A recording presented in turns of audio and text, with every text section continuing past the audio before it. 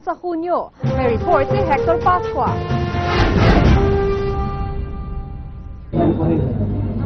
Bagamat sa Hunyo pa ang Independence Day celebration, abala na sa paghahanda ang mga opisyal at miyembro ng CFAA o Council of Filipino Associations in Austria para sa gaganaping Independence Day Ball 2008. Nakatakdang ganapin ang selebrasyon sa ika-14 ng Hunyo 2008 sa Marriott Hotel, Vienna.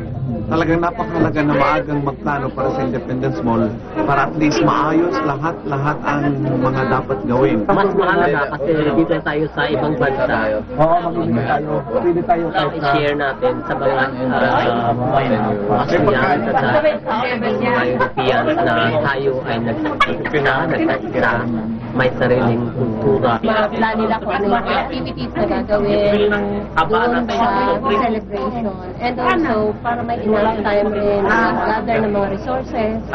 Isang prominenteng miyembro ng Austrian government ang magiging panauhing pandangal sa natatanging Independence Day celebration sa Hunyo.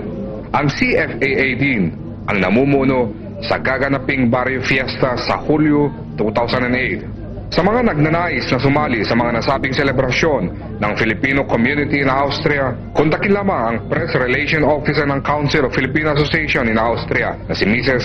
Adeluisa Calanog. Para sa Balitang Europe, Hector Pascua, Vienna, Austria. Susunod sa Balitang Europe.